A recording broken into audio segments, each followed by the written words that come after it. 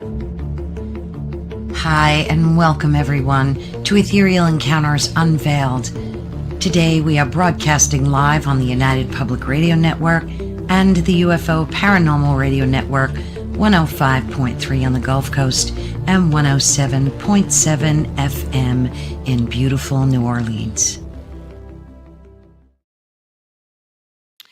Hello, everyone. Please pop in the chat. We would love to hear from you as always.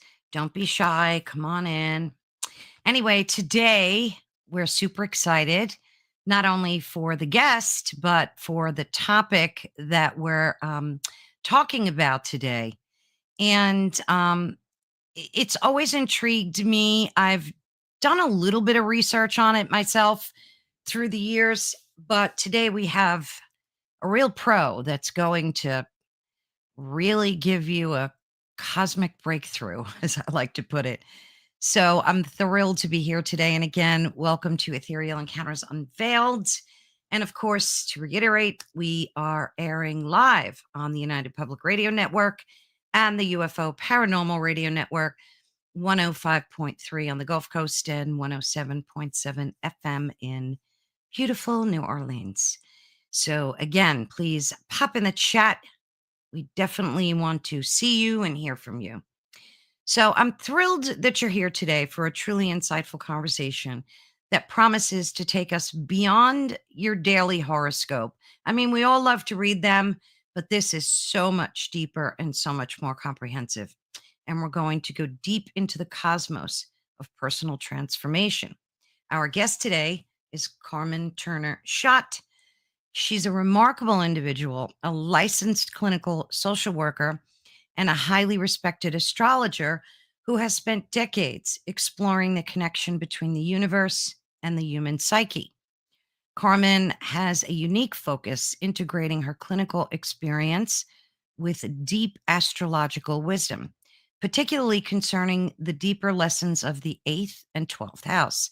Today, we're diving into her groundbreaking book, and that is called Astrological Energy, Maximize the Power of Your Birth Chart. She offers practical tools to help you unlock the energetic potential to foster healing, resilience, and personal clarity.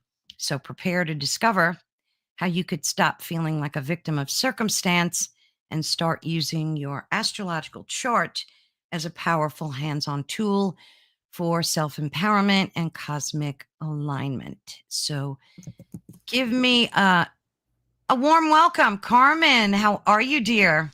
I'm good. Thanks for having me. Oh, I'm thrilled. Let me get your ticker running up here. Okay. So folks can know where to find you. Perfect. Thank you. Absolutely. Oh, and we've got some people popping in. Good. Hello, always a joy to see you. And of course, we're going to get some others, of course, as well. I'm always excited to have people in the chat. So, Mort, go grab your buddies. Come on in. We'll have a party. Yeah. It's fun. Get live questions, put them in the chat. Yeah. Ask us anything. Absolutely. So I have to say, I read your book and I loved it. Thank you. And I have to be honest, I kind of ran to the end because Pisces is the last house. Yes. I love that you're Pisces. That's awesome. Thank you. Thank you. And I had to, let me tell you, that was 100% spot on. It flipped me out. Oh my gosh. I can't even begin. Like, I've read throughout the decades so many different books on astrology, and they tell you your personality traits and so on and so on. Yeah. But your book just nailed it. And I read, of course, people that I know that are close to me, and it was just, how did you do that? What kind of magic is that?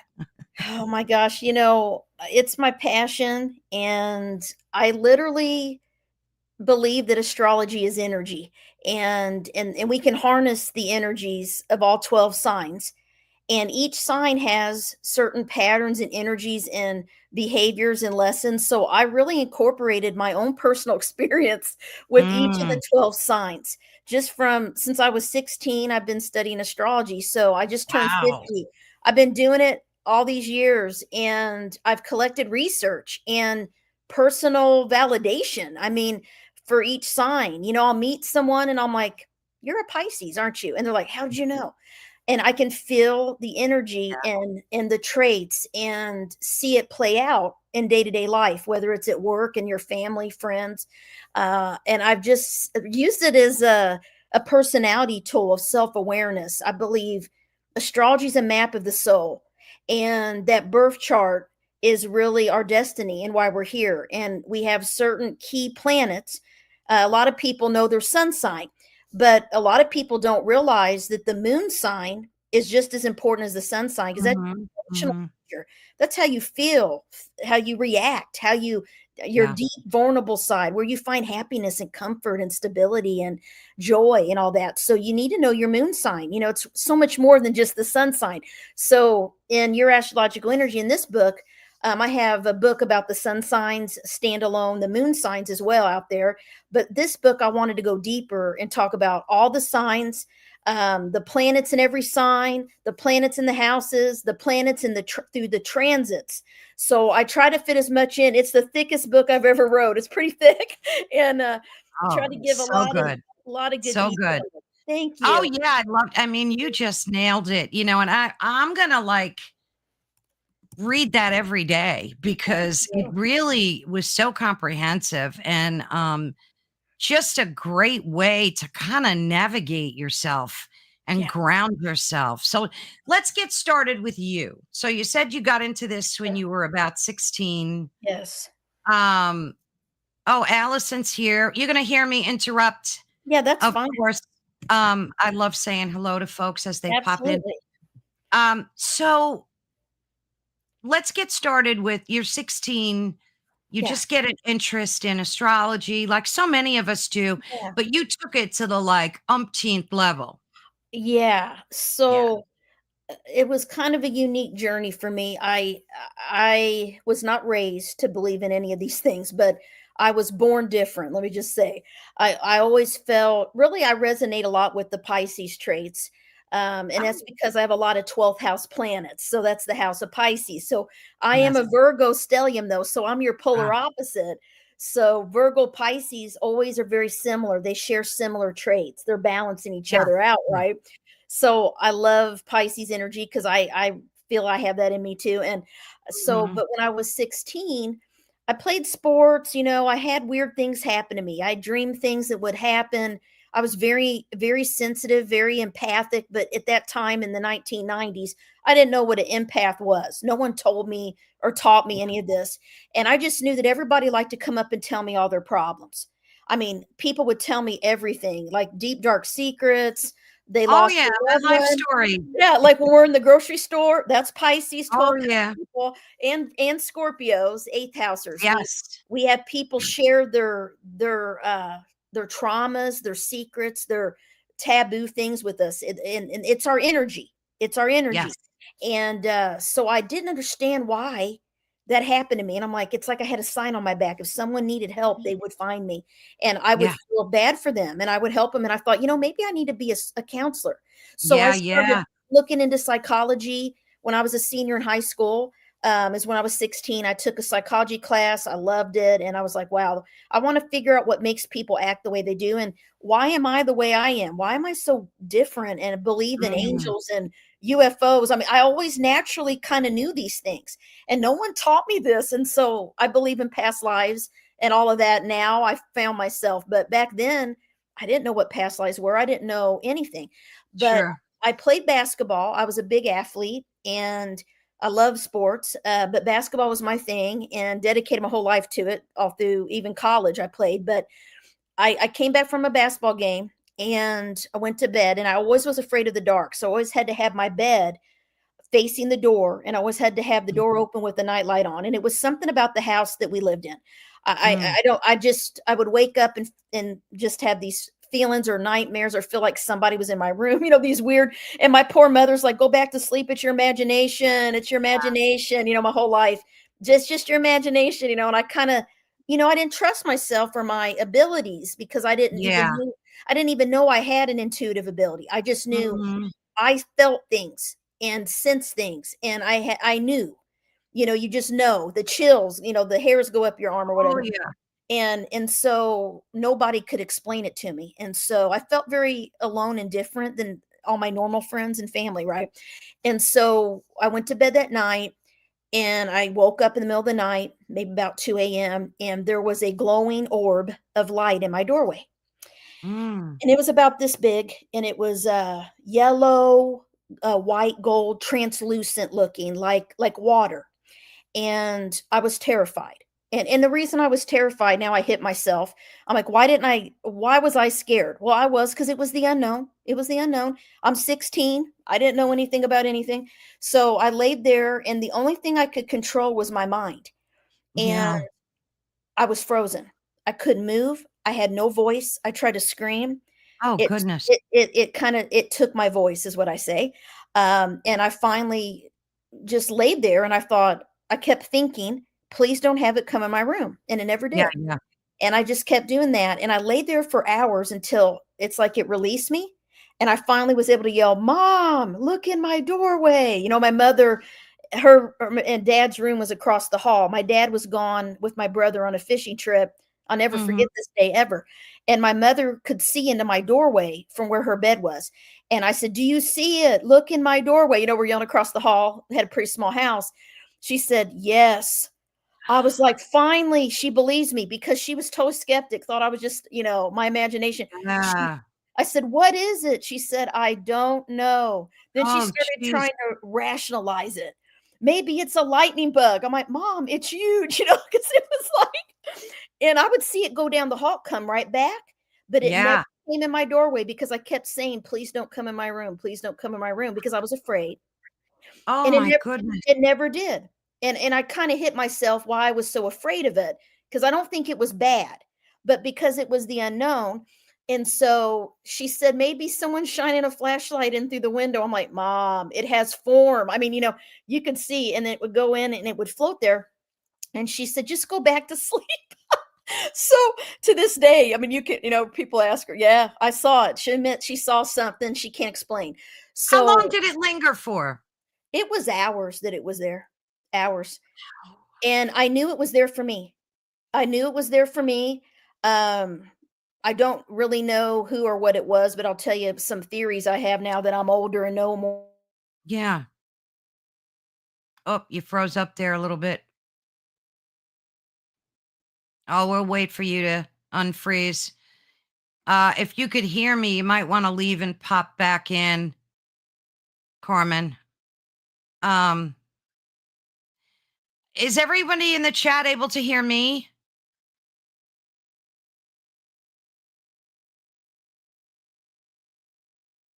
Anybody can post a hello or something?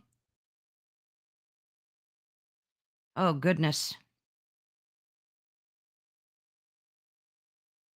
Oh, good.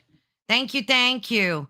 Uh, thank you, Mort. Yeah, that must just be Carmen. Um, oh, okay, yeah, she's got to leave and come back. That's no worries. It happens. So, Allison, you're a Pisces sun and a Capricorn moon. And yes, everyone tells you their life story and you don't like the dark. Yeah, yeah.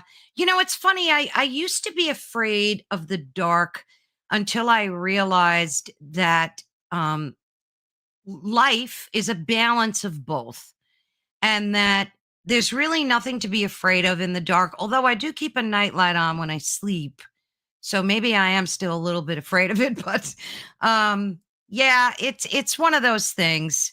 But I don't know, like people tell me they sleep in pitch dark. I think if you're going to have an encounter with a spiritual entity, it can happen in the day. It can happen at night. I don't think it really matters. Like if it's dark, a lot of people think that the dark brings it out, But I don't know. I've tried to become a little friendlier with the dark. I don't know. What about you guys? Anybody in the chat? Mort, do you like the dark? Anyway, when Allison pops back in, we'll continue. There she is. She's coming now.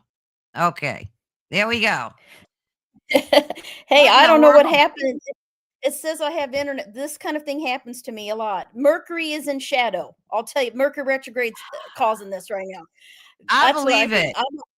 I'm on my hotspot. My phone hotspot is the only reason I'm able to get on here right now. My Oh no. Wi-Fi says it's full bars, but I don't know. So, but yeah, this thing happens to me because Mercury, the planet of communication, goes retrograde November, but it went in its shadow period, which is affecting communication technology. Everything just Oh, happened I was going to yesterday. ask you when the date was because I didn't think it Yes. started yet, right? When is it? Oh, November? well, we're affected now. They call it the shadow Oh, we about a are. week before. So Yeah. I got a notification, and I always laugh because I'm a Virgo stellium and Mercury is my chart ruler. If I'm involved, we're going to have computer issues during Mercury retrograde. So I blame myself. It's my chart, you know. But Yeah. yeah. Well, Anyways, where was I saying? if it Yeah, happens again, just pop out and I'll stay here. We'll wait sure, for you. So no sure. worries there. No worries there. So let's just get back to this orb thing. You were Yeah, saying that you had, and then we'll talk about everything else. sure. That you had some theories as I just kind of Yeah, thought it might have been one of your spirit guides or something like that. What do you think? yeah. I think it could have been, but the weird thing was that year before I saw it, I had a friend that was accidentally shot and killed the summer before my senior Oh, year. Yeah, mm, and it was very devastating for me. I never had lost anyone close to me, so that really changed my life.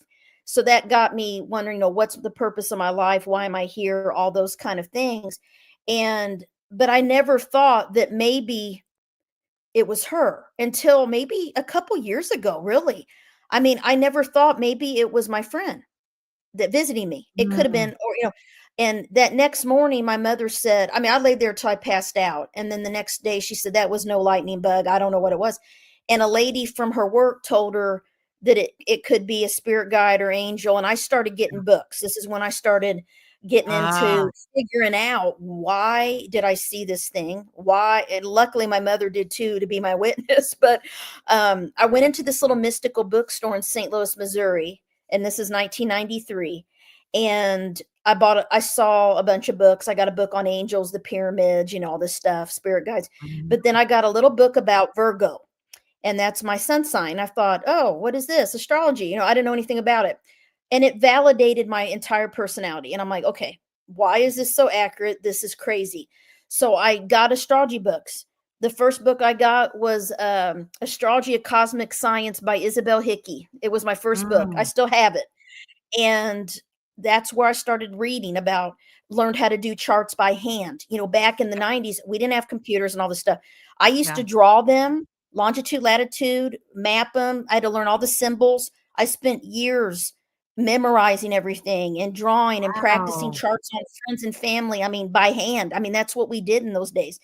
And it was my passion. I lived it. I live astrology. I loved it since then. And I've been doing it ever since. And I got into grad school for social work. I went for psychology. I was doing charts for free, just for Yeah. people in my friends, family, people at school. And then in grad school, I would email out to the students that I'm doing, astrology consultations. If you want to meet up, people would meet me at Bread and Company.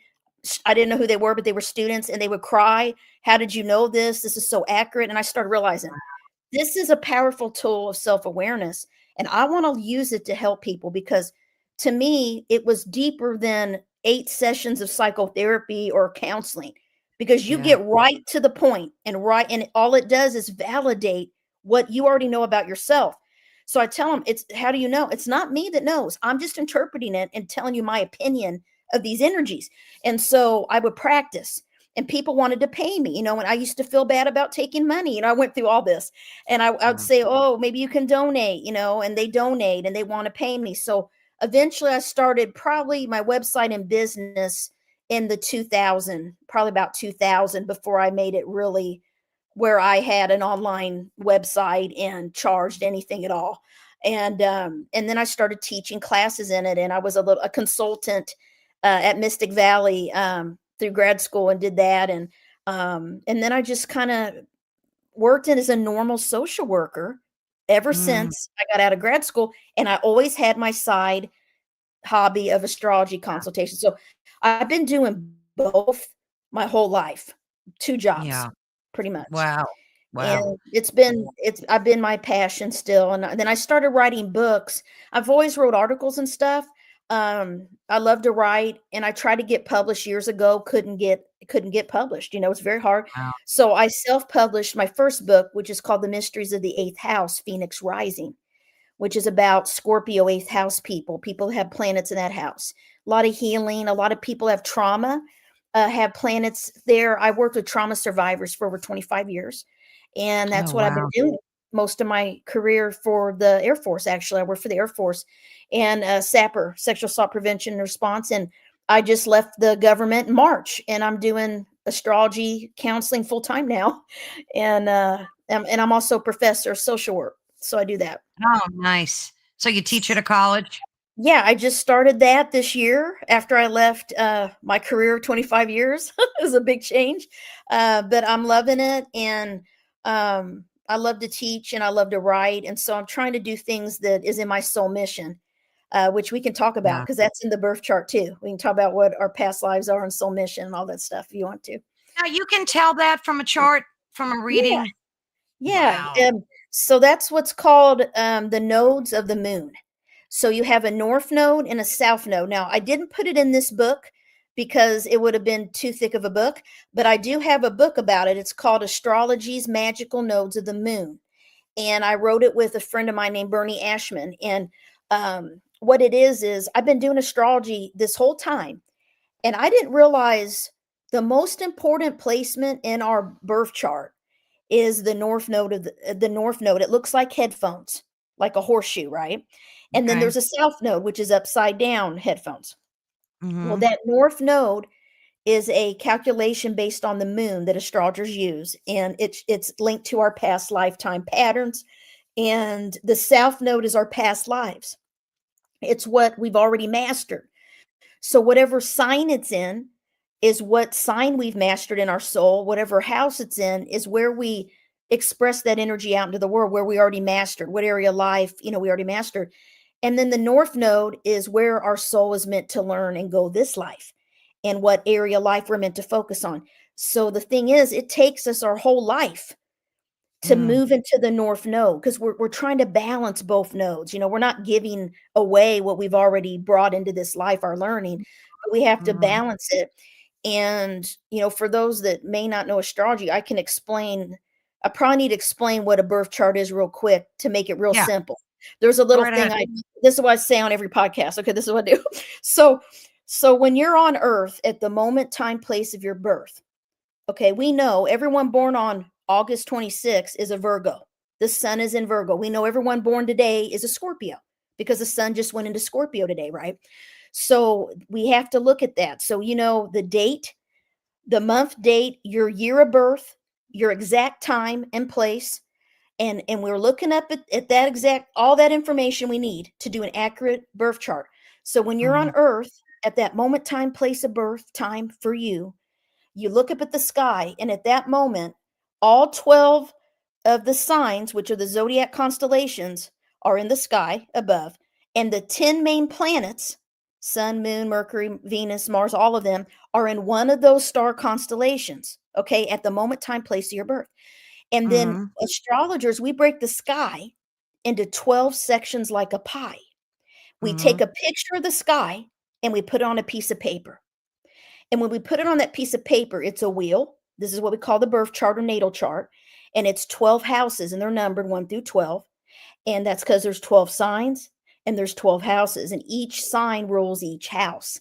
So that the areas of life get their traits or their, key energies from the sign that rules it. mm. So It's easy. Once you know they go in order: Aries, Taurus, Gemini, Cancer, Leo, Virgo, Libra, Mhm. Scorpio, Capricorn. Yeah, once you learn it, it's the wheel. So all Aries starts the first house, it's the first sign.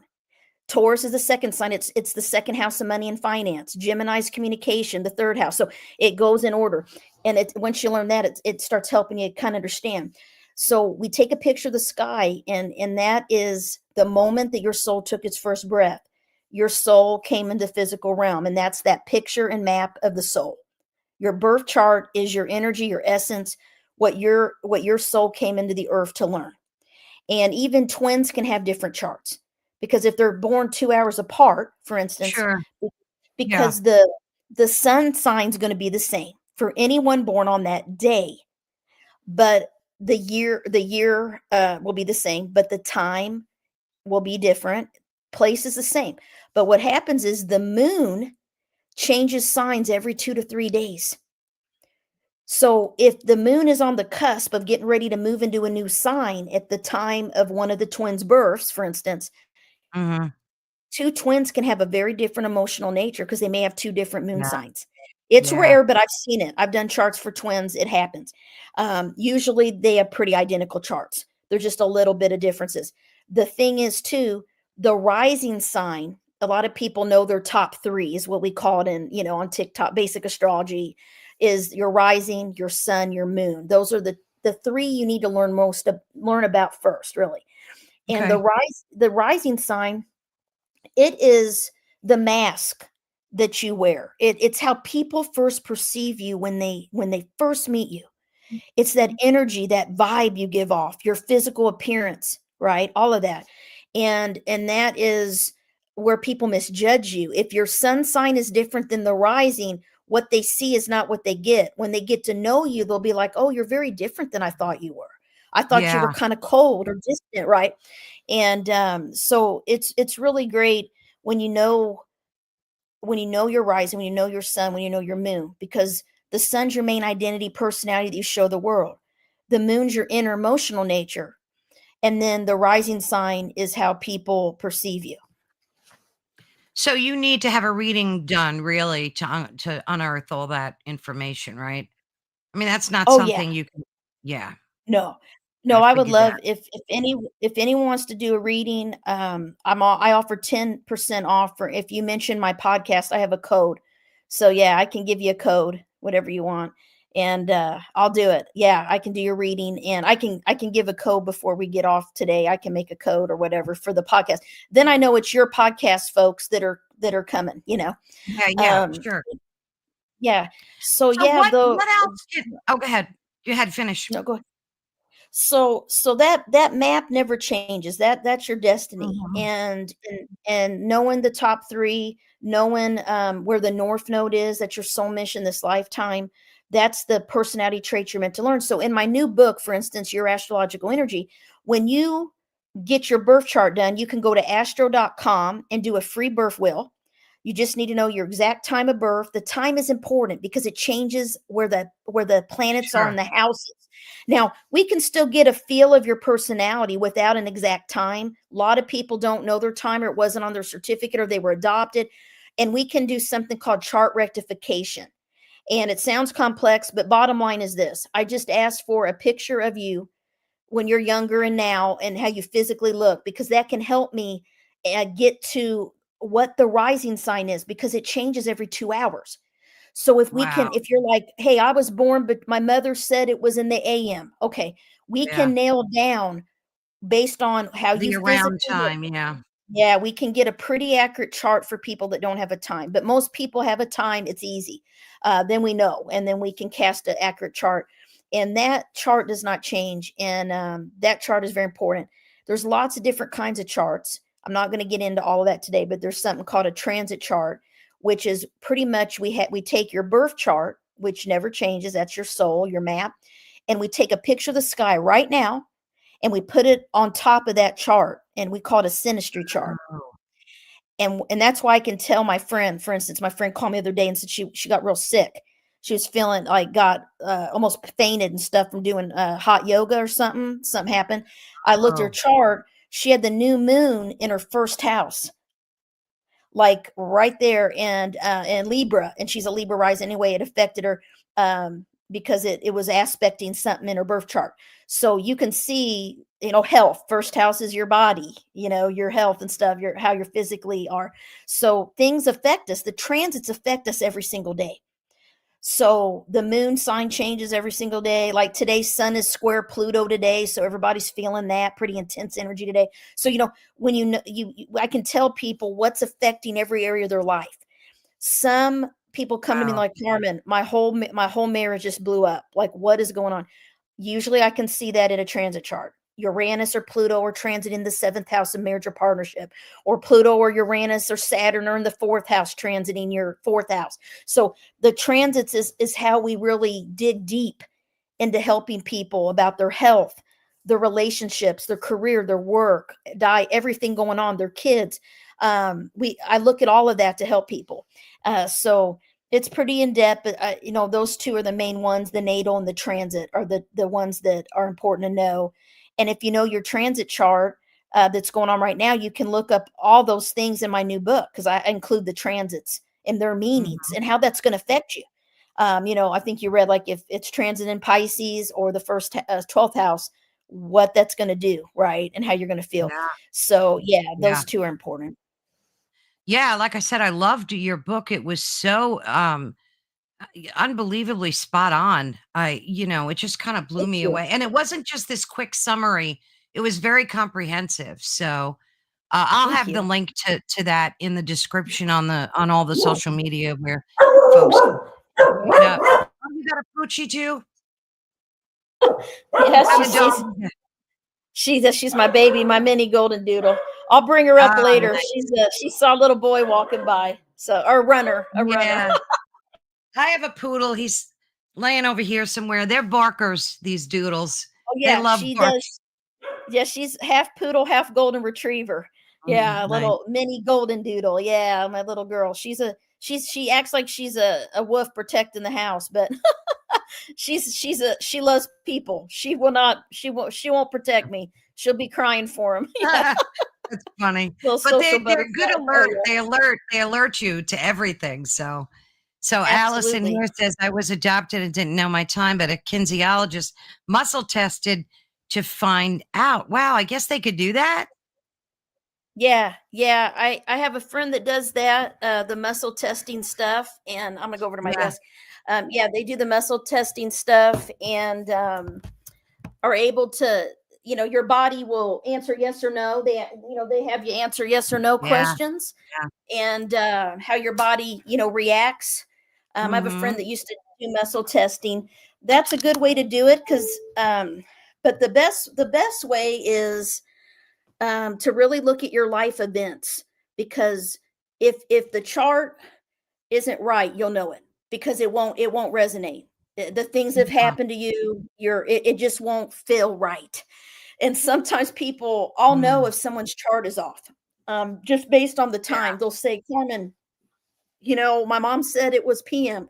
I'll pull the chart up, and I'm like, this isn't you. It's like, if I've been working with this lady for a long time, I told her, I don't think this is your chart. Are you sure the time's right? I always ask, if I ever have that intuition, I'm usually right. She came back and said, Carmen, my mom said it was AM, not PM. I'm like, so, Oh, gee.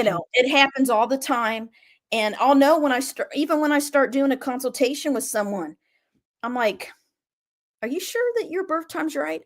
And then they'll look, and they'll, oh, you know what? I gave you the wrong time, or so it will not lie. It will validate you on a very deep level. If it doesn't, then I would say the time may be off a little bit. If you're guessing, if you don't really know, if there's not a time on that birth certificate or baby book or whatever, or you don't have a parent that can tell you. I have a Yeah. lot of people. I started realizing that it's energy, and that's how I can figure out people's rising signs. If I'm in person with someone and meet them, that's what you feel first, is that rising. Sure. Yeah. Yeah. Yeah. I had my chart done, gosh, like 20 years ago, maybe. And the woman just did an awful job. She printed it out and handed it to me and expected me to like understand it. And all I saw were symbols and wheels and signs. And she talked to me for like 10 minutes about it. And I'm like, well, that was a waste. But yeah, that was the closest I ever came to having my chart done. So what else can you determine? Like, aside from discovering, yourself, Yeah. and you said you can learn about past lives. Does it get as detailed as you lived in Egypt, 3,000 years ago? Like, does it get that Yeah. detailed? You can. I mean, I use the Akashic records when I open up people's charts and do charts. So I open up the Akashic records so I can see symbols and different memories that come through from past lives. So absolutely. And sometimes I'll kind of know by looking at something. And I'll ask the person, or the person tells me, I'm really drawn to Egypt and I don't know why, or I feel like I'm a natural artist and I love Italy. I feel like I was Italian. Right. You can, because our past life patterns we're living each day. Everyone we know, everybody in our life right now is part of our past lives. Like there's no chance. Like we're reliving these patterns with Yeah. people now that Yeah. are, because our soul is the same soul. We're just in a different physical body. And so that's why the chart is so important, because we have our south node traits, and that's the hardest thing. Let me say this: the most important thing to me is for people to know to look up and find out where the north node is in their birth chart, because if you know that, you don't need to know all the symbols and be an astrology expert. Okay, you don't have to study this like I did. There's many people I know that know the basics, but they're experts in energy healing or tarot or kinesthetic, Sure. all different stuff, right? Yeah. And so, but you don't need to be you don't. It may take years to learn astrology. Sometimes it comes easier. The thing I love about astrology is I'm still learning things now. It's a never Wow. ending journey. It's not something you just learn and you're done. There's so many types of astrology, and medical astrology, relationship, Yeah. there's evolutionary, there's Hellenistic. I mean, it's a lot, and I'm learning. I mean, I learn stuff all the time. The asteroids, that's a big thing now, that people are really getting into the asteroids. There's books on the asteroids. That didn't exist back in the 90s or old days. Everybody's getting into these new things. So I love it because it's never boring, and I've never mastered it because I'm still learning. There's so many things to learn. Yeah. And Yeah. There's all different types. It's you yeah, need, I think you need a lot of patience and a lot of love yeah, for the topic to be able to delve yeah, into it like that. yeah. I mean, Most people just, yeah, yeah. yeah, my goal is to do, my goal is to make astrology. This is my soul mission. This is my north node. So my north node is in the third house, and it's the house of basic knowledge, basic information, radio, TV, writing, publishing, right, teaching. Teaching things that are higher level on a basic level so anyone can understand it. That's my soul mission. So I try to teach astrology and write about it in a simple way that anybody can pick up my book and understand what the heck I'm talking about. I mean, did you think that my book was that way? Because that's what I'm trying to make my books Oh, yeah. as. It was easy Yeah, reading. It was easy to thank you. understand. Absolutely. Good, good. Absolutely. Because a lot of people shy away from astrology because it's like longitude aspects, this degree, Correct. that degree. People don't like that. They're like, oh, this is, this is too much. Math, It's too science. mathy. No, It gets too yeah, mathy. yeah. I'm a Yeah. psychological astrologer. So I use astrology and evolutionary astrologer, which is, the evolution of the soul, past lives, the energies. Psychological astrology is really like evolutionary, is what it's called, evolutionary. Then there's like, modern astrologers, there's all kinds, but Dane astrology, Moon Dane, that those are astrologers that look at what's going on in politics in the world with leaders on a day-to-day Mm. natural disasters, and they write about it. What transits are going on. That's their specialty. I can do that. I'm not into that so much. I'm into helping people heal, become more Yeah. resilient, and overcome their challenges, and to master why they came here in the first place. Because the number one question I've always got as an astrologer is, what's my soul mission? That's the first thing people ask me. Mm. And, And and how do I'm you like, yeah, find that out? How do you find that out when you do a yeah, reading? yeah. So it's the nodes. They're everything. So we can talk about them if you want me to tell you the karmic learning of each nodal pair, because the nodes, there's 6 pairs of nodes because there's 12 signs, right? Each sign has a what's called a polar opposite in the sky at all times. Okay. Mm-hmm. So we'll start with Aries. Aries is the first sign. Well, their polar opposite is Libra. So if you have the north node and south node in the signs of Libra or Aries, then you have the Libra Aries nodal pair. Okay. And you're here to learn specifically what it means. And so these are the nodes of relationship karma. So if your north node, south nodes in Libra or Aries, you're here to learn how to balance commitment, relationships, sacrificing your needs, wants, desires for your partner, for other people.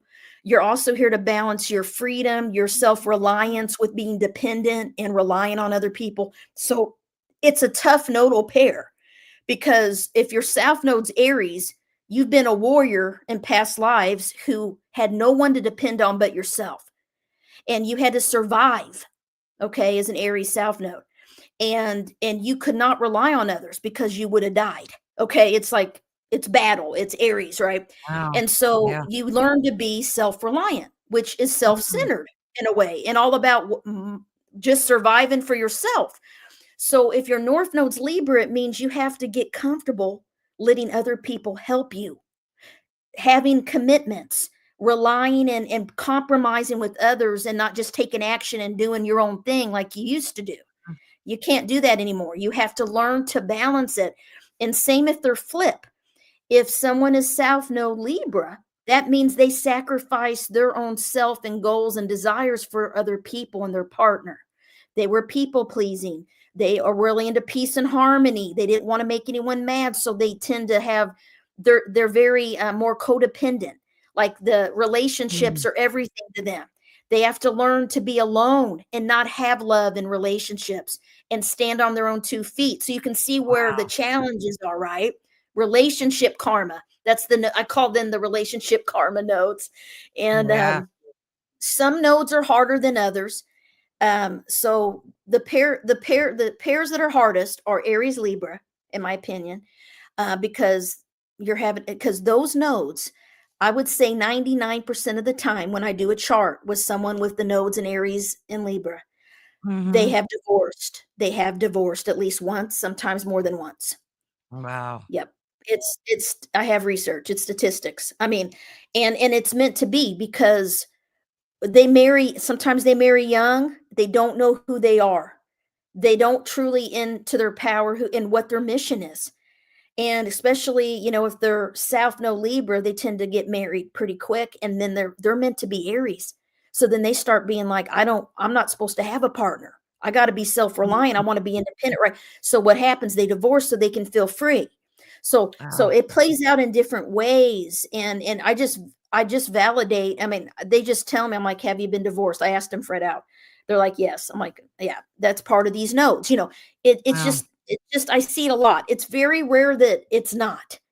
I've had it happen where people are like, it's been hard, but no, we made it work. Okay. They usually have something else in the chart that helps them stay married, Oh, I right? see. You Yeah. got to look a little bit the whole chart, but Yeah. in theory, it's karmic lessons a lot of times that there's lots of different relationships or endings or breakups or separations or divorces, because you're learning who you are through your relationships with those nodes, and learning to balance and be independent. If your north node's Aries, you got to be on your own and be comfortable, and then the universe will send you the perfect partner.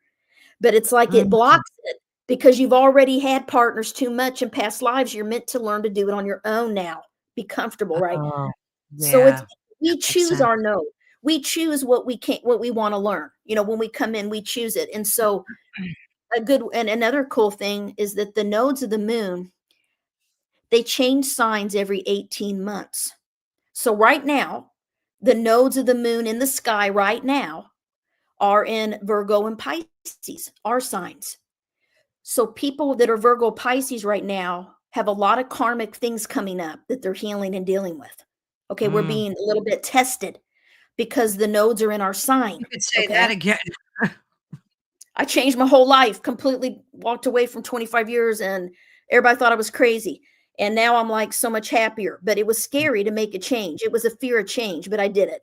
But I was forced to, because I knew I had to get in my north node. So the thing about the nodes is life events and transits trigger you to get into your nodes. And no matter what, you're going to get in your north node. So don't worry, guys. You're going to reach the north node soul mission. But if you can Mm, read about the north node, that this what sign it's in, and what, yes, Elena, what house it's in, that is where you need to focus. You need to read everything. Like if your north node Scorpio, that's mine. You need to read everything about Scorpio, because you're meant to be like that. Yeah, don't be scared. It's not bad. Just, you got to learn to embrace it and get comfortable with it, because you don't want to be forced. The universe will do things to change our lives if we're not on the right path, and that's when we feel like we're being punished or tested or whatever. If we work towards the north node, our life will be so much easier. And so that's what I've been trying to do since I realized about 10 years ago how important the nodes were. I mean, there were no books about this when I started studying astrology. Nobody talked about the nodes. I wow. didn't even know they were a big deal till maybe 10 years ago, 15 years ago. So the nodes are everything. I mean, they're everything. Everything's important, but they are the most important, in my opinion. And So again, you have to have a reading, right? To decipher all this stuff. You yeah, need to yeah, have a yeah. absolutely. Yeah, contact me. I mean, I'll put it in the chat too. 10 off. If you go to my website, it's carmenturnerschott.com. You can book through there. I can dig deep. You get reports that are included, printouts from me. You get a recorded session. We can do an hour or 90-minute. Usually meet a couple times with people to do all the transits, do everything. I can do relationship charts, synastry, couples, kids. I mean, you Wow. name it. I do all of it. I do all of it to help people. And we look at your parents' charts, or if you're having trouble with your sibling or whatever, we can Yeah, do it. yeah. And yeah, Amazing. and so ask Elena, what is your north node? What are you worried about? What's your north node? I'm curious, because I was going to talk about all the nodal pairs. How I can I never see my heard of that before about the yeah, astrological nodes. Never heard about. yeah. You said you didn't know till what, 10 years ago or something? I How mean, did you I discover? didn't. I always knew the nodes that were in the chart, and I always would tell people about their nodes, what sign they're in. But I didn't No. realize until I lived through it myself Mm, how powerful it was. And so that's the next nodal pair, Taurus, Scorpio. That's my nodes. So I'm a South Node Taurus, which Taurus is like comfort, stability. They don't want it, they don't like change. They're stubborn and strong-willed, and they like things the way they always have been, comfortable.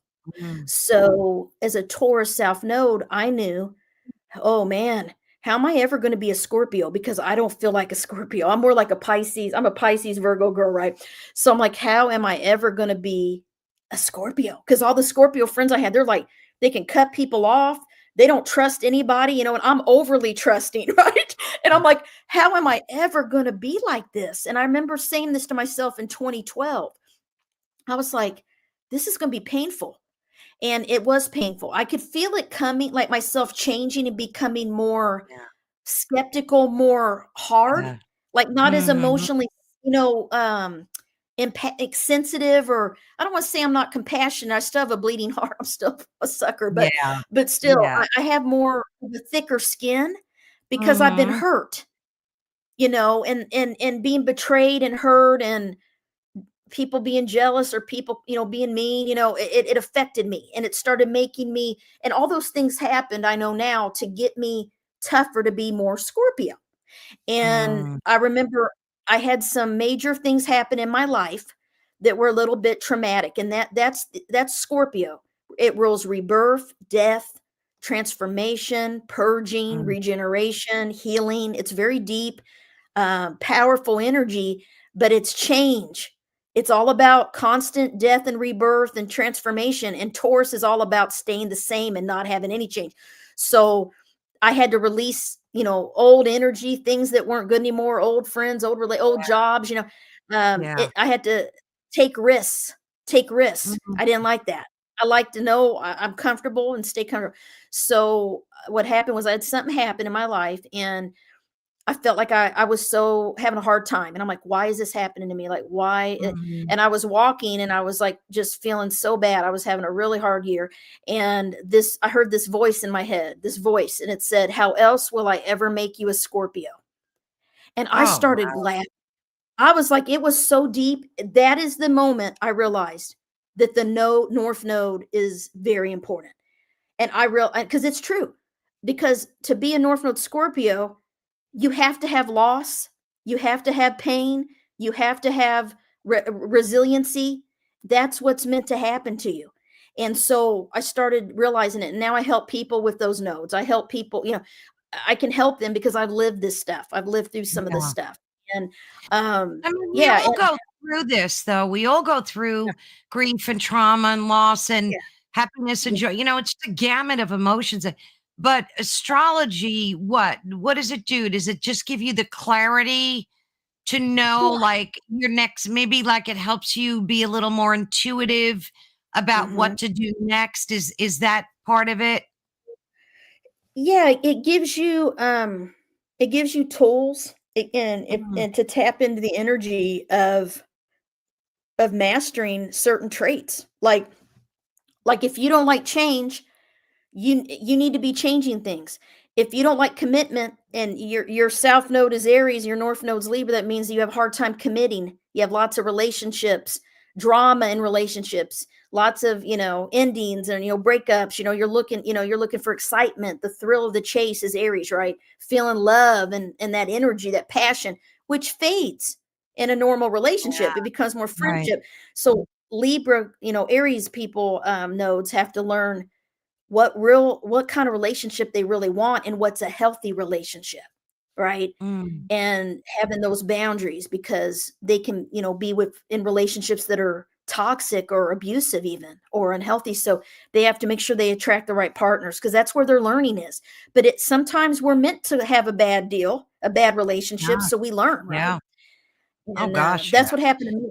Yeah, I mean, shoot, I mean, I dated the same sign all the time. I always was Aries were always drawn to me, and they always broke my heart when I was young. I'm like, man, I'm not dating any more Aries. And my friend set me up on a blind date. That's how I met my husband. He's born the same day as me, and that's the only reason I met him because he's born August 26th. We're both Virgo, and we get along great, And we've been married 26 years. But before that, I had some rocky stuff. So, but yeah, you Yeah. just gotta. When I realized, wow, like I'm literally becoming a Scorpio, and this is why all Wow. this happened. Then you don't feel like a victim because we're not victims. We are everything that happens to us is destined, and a lot of it can be seen in your Yeah, birth chart. It's yeah. it's that we I and mean, you it's said you're we're becoming a not. Scorpio, but you're not. You It doesn't change your sun sign. You're still what you are, but you've incorporated some of the characteristics of that, correct? Of the node. I mean, it doesn't change your sign, right? No, no, you're still a sun sign. You still have all those patterns, all those energies. You're still a Right. sun sign, Pisces, and that's why you resonate with Pisces sun. But then, what your moon sign that's going to be affecting you too, your emotional nature and your rising sign, and we look at the elements. So it's really important to look at the elements in the chart: fire, air, earth, and water. So when I Yeah. do a chart, I can tell you what element you're strongest in, what you're Hmm. weakest in because we tend to opposites attract and like attracts like. These are natural universal laws, right? Spiritual laws. So if you don't have a lot of air, you're going to attract air signs. And my daughter does this all the time. She has zero air in her chart. She's all earth and all fire. My daughter, she's 21. It's like, Mom, I just keep drawing Libras and Aquarius, but they draw and Gemini, but they drive me crazy because she has too much Virgo, and Taurus and Capricorn. She's an Earth girl, and she draws them and she's attracted them, but she knows they're not good for her, and it never works out. And I said, you got to quit dating them. Now you can be friends with them. That's Yeah. fine. So, I How help big? her, and you just Yeah. got to know, and because you're drawn to what you lack, and you're also drawn to what's like you. That's why fire sign moons or fire signs, click. Certain elements are very compatible. Like the cool thing about polar opposites, we're talking about the nodal pairs. So Aries and Libra. the thing they have in common is, if you think of nature, Aries is fire, Libra is air. Mhm. Fire and air is compatible elements because air helps Right. fire grow. Then you Right. have earth and water signs, Taurus and Scorpio. Scorpio's water, Taurus is earth. They're compatible elements. Absolutely. Um, they're in nature. So that's why every polar opposite sign, those 12 signs, there's 6 pairs. So every sign has an opposite. They're a compatible element. And another thing that is cool is they share similar health issues. The sun signs do. Wow. So Yeah. Virgo, Pisces, me and you, we're going to share similar health issues. It's like a continuum. Personality traits as well. Because I would say every Virgo has Pisces in them, every Pisces has Virgo in them that comes out. So Mm. same with every sun, every pair. And that's why I draw Pisces. You probably, I guarantee you have a lot of Virgo people in your life or a friend or something. It's just the way it is. We draw them. Yeah. You know, it's our energy. We click with them. We click with them. Absolutely, yeah. Now you Yeah. said your book is like a hands-on guide. What can someone do? Like, Yeah. if they buy your book, how is this a tool for them? It's a big one. This if you want to learn the basic, like you don't want to spend years learning all of this, but you just want to know the Mm, basics and you yeah, want to get real deep, real a very practical emotional understanding of the energies of how to harness each yeah, sign's strengths, this mhm, book is for you. And you're going to learn about the houses. You're going to learn how to about each sign, what their strengths are, what their talents are, their personality, some of the things, their challenges, right? mhm, And you're going to be able to look up your own birth chart. That's why it's important that you have your own birth wheel when you buy my book, so you can look up all the placements. So if your wheel, you'll see all the planets will be in a sign. And I recommend, let me do your chart, and then you'll have your wheel. I give you a wheel, I give you everything, and then you can look up every single thing transiting. You know, if you have Mercury in the 4th house, you'll look up that. The cool thing is you're going to use the whole book. It's not just like one chapter. Like in my other right, books, it's Aries is the first chapter. Then you go to Taurus. Then you go to this one. You're going to look up, oh, my Pluto's in Scorpio. I'm going to have to go to the 8th chapter, right? And look up Pluto in the 8th. You know, you're going to use the whole book, and you're going to be able to look up about you, everything you want about yourself. You can also, you know, get your friends' charts or kids' charts, spouse's chart, friend, sure, boyfriend, girlfriend, and look up all their stuff. But the reason I wrote this book is because people always say, Carmen, why is my 4th house empty? Or is it a bad thing? Or is it a bad thing I don't have any planets in Capricorn or no planets in Scorpio? I'm like, mm, no, no. It's not, it doesn't mean it's not a bad thing you have an empty house. People always ask me that. I always hear that too. And I'll say, no, it just means you don't have any karmic lessons or main things that you're here to learn in that house. But the thing is this, all 12 signs fall on one of the 12 houses. So you have all 12 energies in your personality, in your birth chart somewhere. And that's what this is important, because there's certain things you'll learn. Like if you have Scorpio on the 7th house, that means you're gonna be drawn to Scorpio like people. You're gonna be like a yeah, Scorpio when you're in an intimate relationship. That means that you're gonna want total trust and loyalty, and you're not mm, going to fully trust people easily, and you're going to want intimacy, but at the same time you're going to repress yourself, and you're going to be secretive and private and keep people at a distance because you don't want to be hurt. So it'll play out on whatever yeah, house those signs are on. It's going to affect you. All of the signs will. So that's why I want people to know that they can harness the signs that they feel they lack. So like, I wish I had a book like that in the when I learned about the nodes. Like I would have, you know, like, hey, I need to learn to yeah, be a Scorpio, so I can look up how to harness Scorpio energy. How do I yeah, do it? yeah, yeah. You know, how do I How much harness of Pisces energy? Yeah, how much of this do you think is self-fulfilling prophecy? Like, we learn about all this stuff about ourselves. Do you think that, because you know what you think and speak becomes what your life basically. So do you think that by us empowering ourselves by knowing all this kind of makes it happen? Do we fulfill Oh, it you're in our you're own cutting destiny? out.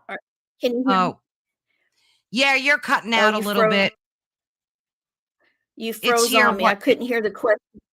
That's okay. I think your hotspot's acting up again, but that's all right. If it does, you can just pop out and pop back because you've been freezing a little bit here and there.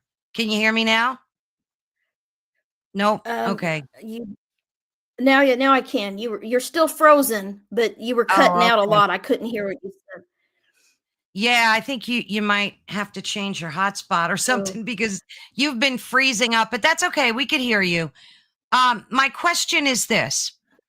Do you think that by learning, so you have your chart read and you get all this information, you're empowered with, can you hear me still? Oh, I no, think no, no. you're really cutting out. Do you want to pop out and pop back in again, Carmen? Here, I'm here. You're really cutting out. You're frozen on my end. Yeah, why don't you leave and come back? Okay, I'm here. Yeah, you're frozen on my end. It's weird. Okay, let me go out and come back in. Yeah, yeah, yeah, that'd be best. Yeah, let her leave and come and come. Is everybody in the chat still with me so far? Boy, oh boy, there must be a CME going on or something. I don't know. Um, if somebody could pop a message to me in the chat, I would appreciate that. But yeah, I mean, this is technology and it's not, it's all week. I mean, Amazon's been out. There's Amazon Web Services completely out. Good. Thank you. Thank you, dear. Thank you so much. Um, thank you. Thank you so much for letting me know you're still here. She'll pop back in. So you probably heard my question to her, and I'm just wondering, since we're such powerful beings and we can manifest so much of our own reality. Hey, Mish. So good to see you, dear friend. Thank you, Mish. Thank you. Um, okay, here she is. Wonderful. Let's bring her back. Oh, that's Hey, so much better. I don't know Yeah, what's that's going so much on. better. Mish, it's so good to see you. Thank you so much for popping in. Okay, so my question was this. Since we're such powerful beings, Carmen, right? And we can manifest our own reality. Do you think that we can use astrology and that we are, especially for folks that have their charts done, Mhm.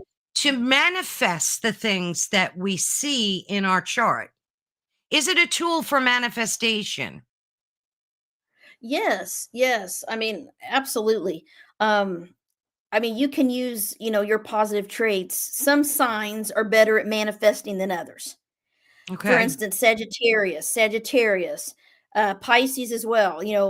Pisces are idealistic. They believe Oh, in yeah. things higher, bigger than themselves, right? And then Sag is like the free spirit, the traveler, the optimist. So they tend to believe and think positive, so they're able to attract things right in their life. Mhm. But another thing with manifestation is the moon. The cycles of the moon are big with manifestation, especially the new moon. The new moon, we just had a new moon the other day, new moon in Libra. So every month I used to do a new moon manifestation circle, where I would see where Oh. the moon is affecting each person in their birth chart. And I would tell them, what area of life and they need to focus on and what energies based on the new moon sign. Because, for instance, new moon Libra is about partnership, relationships. It could also be business partnership, right? And Mm. so and then, whatever sign the new moon is, it's a good time to tap in and harness that sign's energy, harness the energy to manifest certain things. So you can really tailor it if you work with each new moon cycle. So that's what I recommend. And then seeing where Oh, I that love new moon that. is. Yeah, yeah, seeing where the new moon is in your transit chart on the time date of the new moon, what house is it transiting in your birth chart? Because that's going to be critical. And so that's what we would do. And then we would do some cleansing, some, meditation. I'd have them write their affirmations, and you can feel it when the new moon is in a certain Yeah. house and sign. you'll feel in your life it playing out. like Let like me ask you this. relationships have been a test. Let me ask you this. I am very closely connected to the moon and the cycles. Like I'm always out taking pictures every night and I am just like super focused. It affects me in great ways. And when there's a new moon, I get very anxious. I don't know if it's because I can't see the moon in the sky Yeah, anymore. It's yeah, something.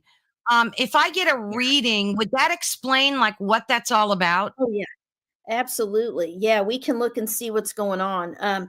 Do you happen to know your moon sign? No, I don't. Okay.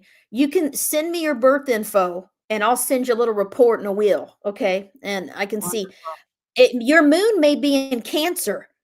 Cancer is ruled by the moon. So you can be very sensitive. Cancers are very sensitive to the moon cycles, emotionally sensitive. It affects their sleep. It Mhm. affects everything about them, right? Um, Hi, Mish. Hi, Mish. Mish is great. Somebody's We love like, Mish. uh, uh, Okay, so so yeah, yeah. we'll definitely do that because I know a lot of people too are very oh, there's the darling little Puccina. Oh, look at Hi. that face. What's her name? Rosie. Rosie. Rosie. Gets to Oh, be on Oliver, come gets over to be here and on see Rosie. TV. Come here. Yeah. You wanna see a puppy? You wanna see a She's puppy? so cute. Come here. You could see She Oliver. Come here. see, We might as well.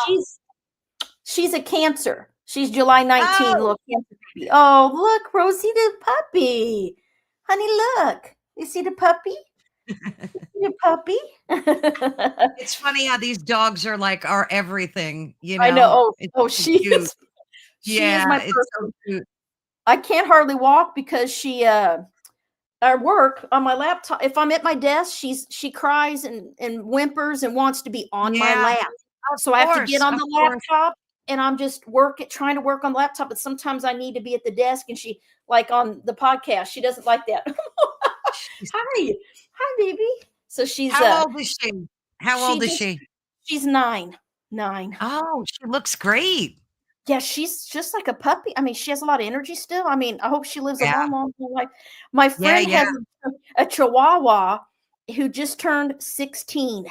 I'm like, wow, little Chihuahua. Hi. Let's see here. Moon and Sag. Yeah, so the Oh, Moon and Sag makes you a free spirit, a little bit restless. It's in the third house that definitely makes you restless. It makes you um very restless, kind of, high energy person at times, could have trouble sleeping because you're always thinking or wanting to, be on the go, mm, doing things. mhm. Optimistic, also fiery. Sag is an optimist. I have a lot of Sagittarius friends, and I love it because they're so kind and they love people and Yeah. they love to learn and talk about, very open minded, religion, philosophy, travel, foreign culture. They love Mhm. that, languages, but they also they're, explorers, adventurous, but they're also blunt. They're fire. They'll Yeah. tell you the truth, and I like that about them because they do it in a Oh, kind way. yeah. Yeah, I Mhm. love Sages. I mean, they're great, and but yeah, Sag Moon makes you a free spirit for sure. You need to always Yeah. kind of feel free, even if you're in a relationship. And yeah, the trouble sleeping. I have that too. That's because it's Mercury. Gemini's ruled by Mercury, the planet of the mind. Thinking, Mm, overthinking is a Gemini yes, moon. absolutely. Yep. Virgo, Yep. Virgo and Pisces too. We can overthink. That's our, because Virgo's Oh, ruled yeah. by Mercury. Yeah, You yeah. know what's interesting? I discovered, the planets, Gustav Holst's the symphony Oh yeah. decades ago, and that thing blows my mind because each song is so indicative of the planet. Isn't that I crazy? know, it's so cool. I love How that. music can Yeah. really like, you can feel it, like, when he plays Mars, the bringer of war, it Oh, I feels know. like Mars, right? It's so It does. crazy how they That's the yeah, energy. I I love love it. I it love is it. the energy. Yeah, it's one of my favorite symphonies for sure, but I love it's that. so true. Go ahead. I had a friend, he'd send me classical music different songs, and that he'd tell me, this is sun in Pisces, or this is 12th house sun, this is eighth house Oh, sun, wow. and and the music would he just knew how to pick the the Yeah. the the intensity of the song, and it was like really neat. He'd always send me stuff. This is this sign, Oh, there's listen to this. definitely a correlation. There's Yeah, definitely a correlation for sure. So what did, yeah, it's oh, Sparky's Paranormal said, I was born on 1 o'clock at 30 seconds till midnight on the 28th. Doctors watched me had a 30-second after midnight on the 29th. I ah. can't make Oh yeah, you're tricky. Yeah, yours is tricky then. You need to go by what feels the most resonant for you. Yeah. Let's see. You be born Oh, on the cusp. What month are you born? Because that's the 28th, 29th, you would be born on, well, sometimes you'll feel like you have traits of maybe both signs. Like if you're born on the cusp, yeah. um, and another thing is, this is something I've been talking about with my astrology friends, is that April 28th, 29th. Yep, yep. So you're a Taurus. You're definitely a Taurus that day, but the moon sign can change. You, like we talked about, every 2 hours, so, or 2 days. So when you look at that, and then your rising sign. So Mhm. I don't often look. I'd have to see if it made a big difference. Sometimes it does. Sometimes it doesn't really change a lot. But yeah, thanks for sharing that. But yeah, I forgot what I was going to So say now. interesting. So if a person doesn't know, like you said before, their exact time, Yeah. that you can get it pretty close, but it's very important to have that information, obviously, right? Yeah, the time is very important, but Yeah. we can still we can still find an accurate chart if I have a picture, if I can talk to you about some major life events, like what was your family life like, what Mhm. career are you in, we can kind of narrow it down. Most people know a time frame. Like they'll say, well, it's between 12 and 4 p.m.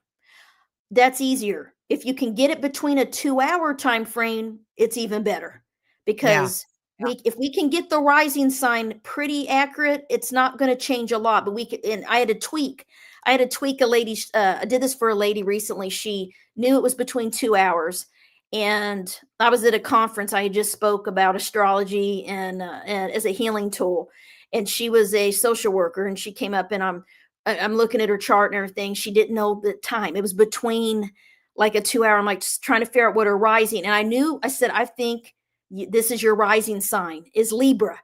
I just felt it, because Mm, she said people think she's cold and distant and not friendly when they meet her, but she's actually mm. very, very caring, and she has artistic ability, stuff like that.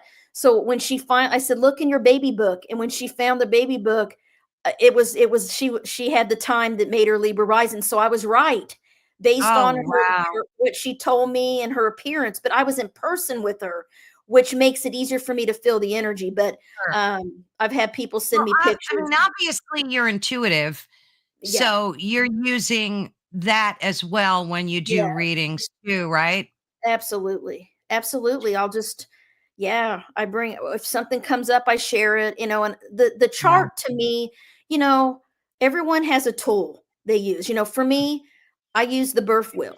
So when I look at the birth chart, I get intuitive images or feelings, or share, ask people things based on what I see or feel. And that's why, I do the Akashic Records training, because I realize that what's in the Akashic Records is in the birth chart. The birth chart is in the Akashic Records. They match each other. Your But past how do you lives. access the Akashic records? I thought you can only do that, like, when you're out Oh of no. having an out of body experience or No, no, no. You can take training and you're completely awake when you do it. It's not like Edgar Casey and when they yeah, used to hypnotize him and put him yeah. under. That is a way to access the Akashic Records, but there's trainings now that you do it from a sacred prayer. So how I was trained is, we're trained a sacred prayer, and we practice, and it has to do with writing. You have a pen and paper, and it's like automatic writing.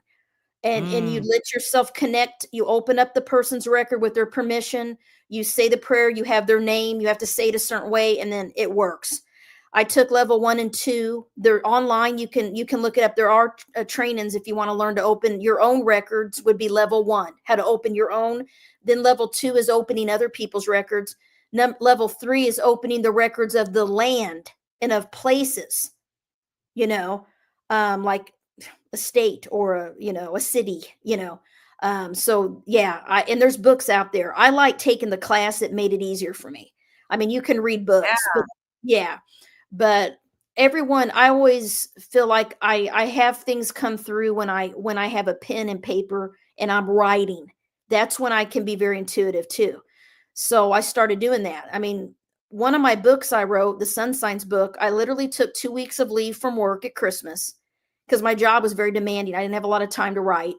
And I wrote that book in 2 weeks. And I literally used a pen and paper and just wrote. It just flew out. It just flowed through, and some of it was channeled. I know it was. And then I just typed it up. That was my first published book, Sun Signs, Houses, and Healing. Yeah. Wow. And I did that with this one too. I handwrite because I can't just say. Yeah, I handwrite. The tactile, they always say if you do automatic writing classes, you need to have real paper and a real pen or pencil. Yeah. It's not about typing because it's your mind and body connection, kind of like kinesiology. Like your body knows the answer, and it's like that's how you can really channel is automatic writing. You have to have real pen and paper, and it's hard because it hurt my hand because we don't in cursive write anymore very often, because no, and that's such a great point. And it's kind of tragic, and we could have a whole discussion on that in and of itself. Yeah. But because one of the theories is that AI does not know how to read cursive because everyone's writing is different. So that's why they don't teach it, because AI can't. Oh, that is crazy. Oh, well, yeah, crazy, that gives me the creeps. Yeah, it is creepy. But if you think about it makes sense. Well, one of the things they're trying to do is it's like the reason. I mean, we become very technological. I mean, when I was in the 90s, we didn't have phones, we didn't have all this. I remember when we started getting phones, we played in the woods, and I played basketball. I didn't watch TV. We didn't have all this technology.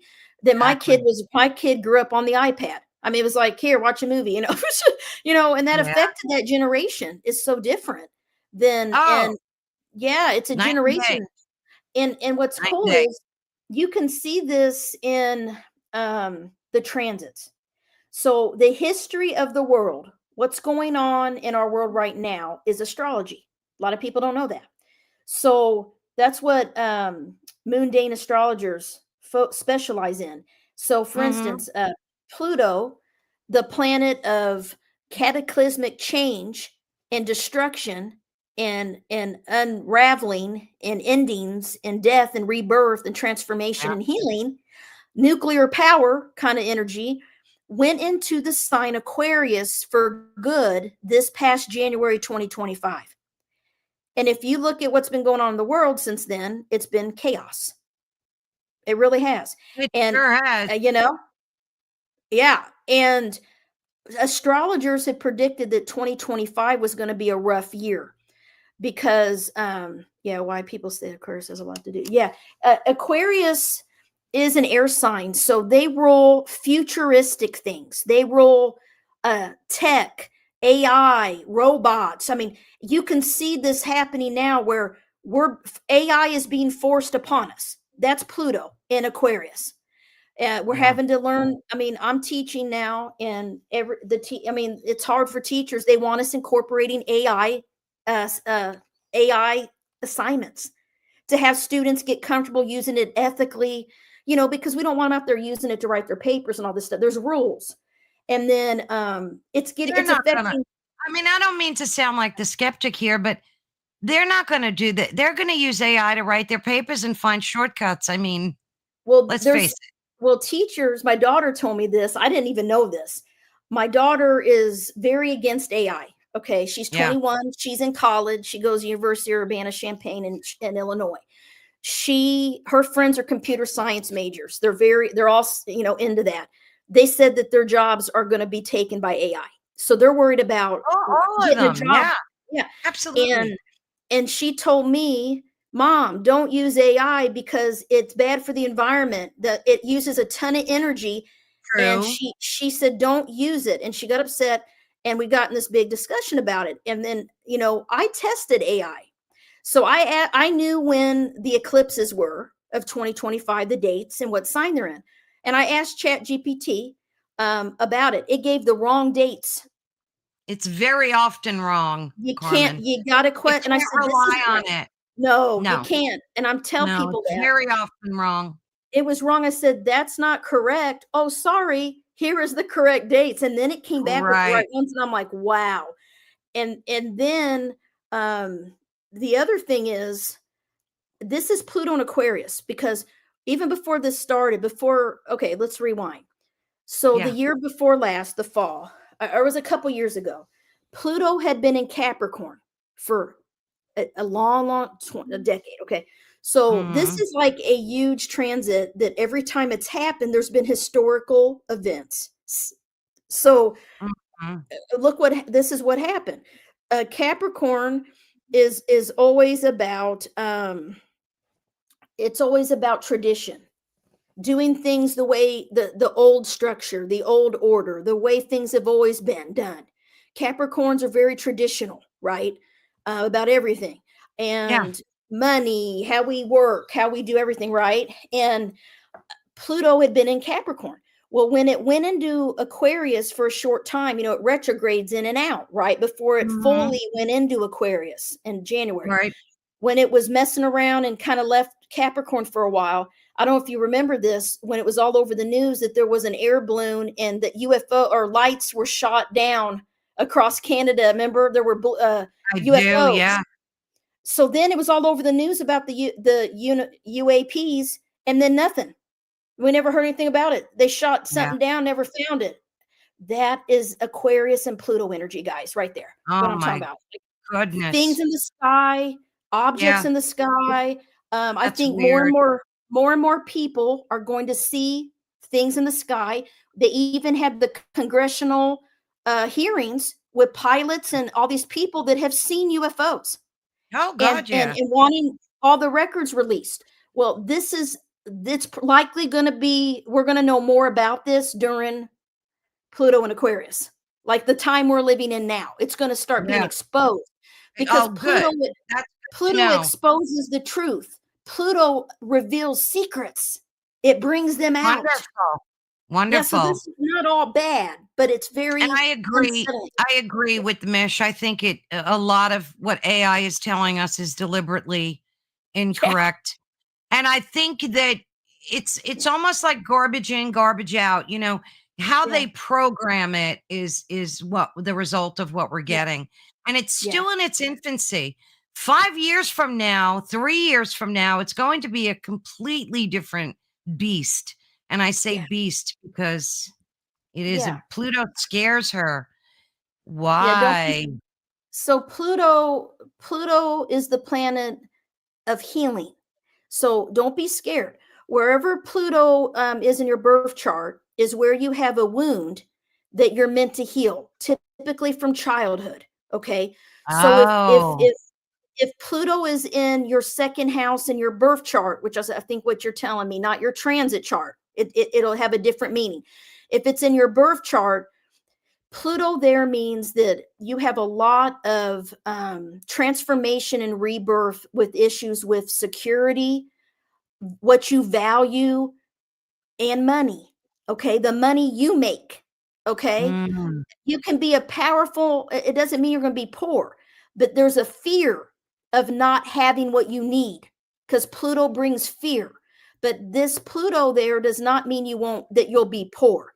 It can mean that you can also be a powerful person that makes a lot of money too. I mean, it's not always a bad thing. It's in oh, Scorpio, that's which good makes to you know. very, very insightful and intuitive about Mm, money. But it's really about value. because the second house, everybody, it's the house of money. We always say second house is the money you make. The eighth house is the other people's money, the money that other people help you. Okay. So, Oh, so Pluto in the second is also going to aspect that eighth house of yours, which means that you could benefit from other people's money, maybe your partner, maybe your parents, so oh, it can, gee. you got to look at the whole thing, but Yeah. you have to heal the wound of value. What do you believe? What is the most valuable thing to you? Is it just having money in the bank, or is it having good health? Is it being Mhm. happy? And it's the house of self-worth. Second house is not just money. It's learning to heal and value yourself and love yourself and have self-worth. And that means you may go through some powerful betrayals or transformations or healing with that issue.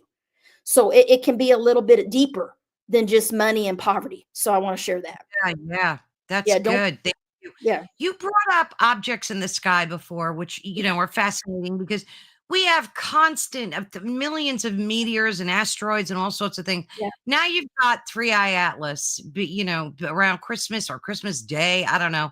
I hear yeah, all different times, but dates. yeah. But how do you think that's affecting us astrologically? How is that energy affecting us on Earth? It's the asteroids, the asteroids. Oh, can you hear me okay? Yep, I got you. Okay, good. The asteroids are energies, like, Yep. for instance, Chiron. Yeah. I don't really specialize and use the asteroids in depth in my chart readings. Some people Mhm. do, but it is good to look and see where they're at, where they're transiting. Okay, and there are books on it, and I know the basics. The planets to me are the most important because I'm more of a Yeah. traditional Western astrologer. But the asteroids, when they're found, has to do with their meanings too, when they were found, what time in history or what's going on, things like that. And so this new asteroid, it's going to be interesting. What did you say the name of it was again? Three-Eye Atlas. Okay. And, So, Elena just thanked you. She said, oh, "Again, for thank the you. accuracy is unbelievable." Thank you. Yeah, would love to do your chart if you want to dig deep. Yeah, absolutely. I love it. I love it. But yeah, I think this is all I can say. The energy of this new asteroid is going to have to do with the energy that's going on in the world right now. So to me, that's not going to be real good. I mean, it's going to be an Yeah, unsettled I agree. energy. It's going to be an unsettled energy of kind of an asteroid. Like Chiron is the wounded healer. It's similar Mm. to Pluto, the asteroid Chiron. It's not a planet, but I always Chiron is use it as huge, right? Isn't it yeah, huge? Chiron. Yeah, everybody's been using Chiron, talking about Chiron, and analyzes it, and it's been a part of astrology for a while. Yeah. Chiron is associated with the midlife crisis. Oh, gee. Chiron, yeah. So that I'm in my Chiron return right now, and Mm. everyone at the age of 50 to 51 has their Chiron return, which is you usually change your life and have major events happen, which I did. And Chiron is in Aries in the sky right now, and my natal Chiron is in Aries. So I'm having my Chiron return right now. And so it's intense. And that's the thing. It's the birth into, your new life, like a whole new life. It's like Mm. halfway through your life. And Yeah, yeah. I started thinking I could die. Like I Oh, could die. gee. Like I'm not doing what I'm meant to be doing. Why am I'm wasting my time. Like I've been wasting my time on a job that made me miserable. So I changed everything. Just changed it all because Yeah, Chiron, sometimes you have to. it's transit in my eighth house of death and rebirth. And it's making Mm. me become a Scorpio because Scorpio rules the eighth house. And I'm a North Node soul mission Scorpio. So I'm trying to I live this stuff, guys. Like I try to live it. I try to harness these energy. I pay attention to what's going on. My friends and family ask me to, can you look at my charts? I look at it, try to give them tips and help. Because the planets are moving through the sky every day. They affect us whether you believe in astrology or not. You're being affected by Sure. the sky. And I always say the quickest way to get a skeptic to believe is to do their birth chart. I've had many Yeah. people be skeptic, and when I do it, they're like, okay, there's something to this. This is crazy. This is accurate. Yeah. I'm like, Wow. so it's opening people's minds and is what I want to do. And I would love to see this taught in schools to kids That would be in a great. basic way, where they understand themselves and others. Because when you Mhm. understand yourself and others, you don't take things personal. You don't get angry. You don't Yeah, blame. You don't feel like a victim anymore. You start seeing that these are right. energies. These are people's personalities. This is, and you Exactly. you have more grace for each other and yourself, right? We all have our strengths and weaknesses. Every sign has challenges, but astrology, knowing, about Pluto, knowing about Yeah. Chiron, Yeah. those are you need to heal. Wherever they're at in your chart is where you need to heal. And And I and you like need to that heal. Yeah. because, Yeah. it's almost like doing shadow work, Yeah. where, you can find out what these things are, have your chart Yeah. read, and do a journal every day and kind of do shadow work around all these traumas in your life, things that are hurting you, things that are bothering you. So I'm definitely going to book an appointment with you. That's for Love sure. to. I want to Absolutely. get, yeah, I I'd want to love get my to. chart. Yeah. Yeah, I'd love So to. what do you have when is this book? Is this for pre-sale right now? Is that the Oh, way no. it's going No. down? No, it's out. It came out in It's out. August. Yep. This is what it looks like. Your I'd hold it astrological. up, but I have a PDF, so I Okay. can't hold it up. I'll send you a real copy. Send me your address for having me on. I'll send Oh, you. I thank have you. copies. I'll mail you one Thank signed. you. Yes. Thank And if you. anybody listening wants a signed copy, you can order on my website or go to books, and then there's a place to order. You can just message me that you would like to order one, and I can send you a Stripe invoice or whatever. Yeah. And I can, Oh, and that would it be includes fun. shipping. I'll ship it to you. Yeah. I have about 20 copies left. So yeah. Nice. So what are you working on? You Yeah. seem to be the type of person where your brain never stops going. So you must have Yeah. something in the works for Yeah. coming up, right? Absolutely. So I got a new book coming out in December. It's called Astrology Zodiac Archetypes. And Mm. I have a book I'm writing that I'm working on now, probably be about a year or so before it comes to fruition. Mhm. But I'm going to write about the fringe topics of social work. So, like Oh. astrology, energy healing, these things as tools for helping professionals to open up their minds to them, because a lot of them are evidence based, you know, and that's what that's my idea lately, because I'm like, I knew um, you had things cooking. thank you. And I'm teaching classes, guys. Like I'm teaching classes for the College of Psychic Studies. So if you want to take classes with me, you can join my newsletter and follow my website, and me on Facebook. Oh, I you have post to all the do time. that. You Yeah, have I to got do that. classes coming up in 2026. About the nodes of the moon. I have a class about past lives, how to tap into your psychic abilities through astrology. I'm going to be offering more classes coming up, but I have a class in November 8th. It's called The Mysteries of the Eighth House, Phoenix Rising. And if you message me, I can send you how to register. It's if you go to my Facebook page, my business page and Instagram, it's all over it. It's but yeah, you go here and you register. You can download a free gift about the 12th Oh, house wonderful. planets there. Yeah, 8th house you can also do. And if you go to my that's my social medias. Yeah, you can find my November 8 class is going to be awesome. If you have planets in or you have Scorpio energy, sun, moon, rising, you have planets in the 8th house, you want to take this class. I've been doing research for 30 years. I have books about it, and I have a private Facebook group on the 8th house and 12th houses have been Oh, around a what long time. fun. Um, yeah, I need to update my site too. Some of that's old, but yeah, I don't have my new one up. I need to get my new one up. So yeah, I Okay. just taught this class in September. Yeah. So watch, message me through my website's the best, and I'll send you the new class info. But yeah, this is where you go to purchase the book. You can hit learn more, and then you can purchase a book, and just let me know what book you want. I have a couple My Phoenixes and Angels, Astrology's Magical Nodes of the Moon available, Oh, I Mysteries of have the to 12th read House. that. Yeah. I want to read Some of that these one I right there. self-published. Yeah, yeah, these are all my I love books, your so website. It's very thank you. ethereal. Thank Very you. lovely. Thank you. Yeah, I've been trying to revamp it a little bit, and I just added where you can book through my website and pay and do everything with my calendar. I had to do that because before I had people email me to schedule, and it was like, and now that I did that, it's been easier for clients. They can just book, and pay, and I Yeah, get a accept, and we have a booking, so it's easier.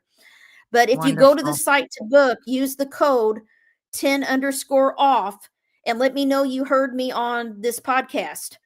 And you can gift it too if you want to gift a friend or anything like that. Oh, that's such a great idea, Yeah. especially with Yeah. the holidays coming up. Yes, and like Yeah. Sparky said, don't forget to hit the sub button, smash the notification bell, and smoosh the like button. Thank Thank you. you. We do appreciate it. It's funny. People think that like we're, making boatloads of money doing this, and we're not. We do it because we No. love it. We Yes. do it because Yes. we love it. So I when you know. You spend subscribe more. and You you spend like, more than you make. Yeah, you oh, spend more than you that make. is the gospel Ads truth. and the But publisher that's makes all the okay. money. Yeah. Yeah, Yeah. unfortunately, Yeah. unfortunately. Yeah. Who Authors did you only get publish 10%. through? What I have publishing two house? different Yeah, I have two different publishers. This book is Llewellyn Worldwide. I knew it was Llewellyn. Llewellyn. They're great. Yeah. Yeah, they are amazing. They're one of the number one new age publishers. They've Yeah. been around for a long time.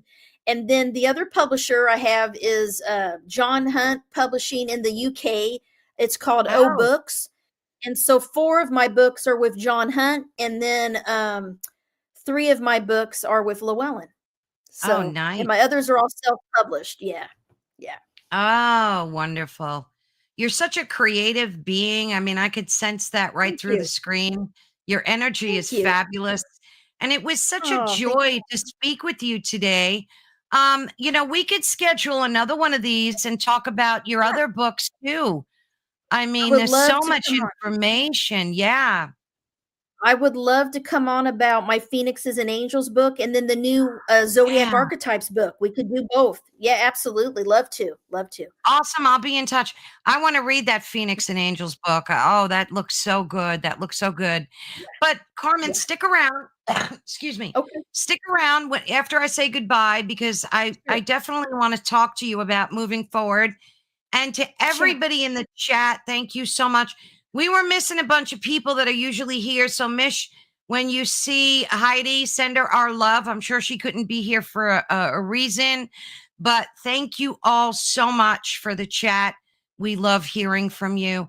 And Carmen, God bless and thank you. And I will talk to you right after we're done here. Thank you. See you in a minute, Carmen. Thank you so much. Bye-bye. So thank you again, everyone, so much. I mean, I absolutely love her energy. I love discovering and learning all about how astrology can empower us. And her book was fantastic. I found it so empowering. And so I can't wait to reread it. She's going to send me a paper copy, which is brilliant because I love having paper copies in my hand. So again, Carmen, thank you so much for sharing your unique perspective on astrology. We can tell you're such a master at it.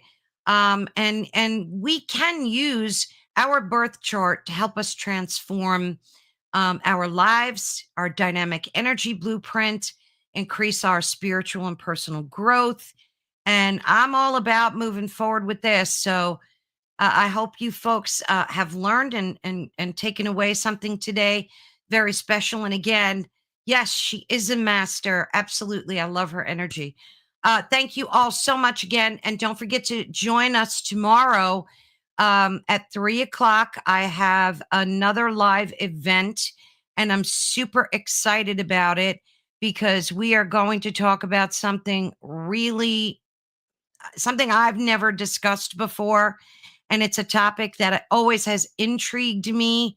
And it's with another master in the topic. And it's about giant trees, titans, rapid petrification, and biogeology.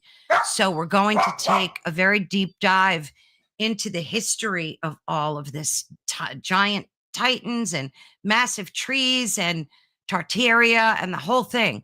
So that's tomorrow at 3 p.m. Eastern Standard Time. So thank you all again so much for joining. God bless. We love the United Public Radio Network and the Paranormal Radio Network.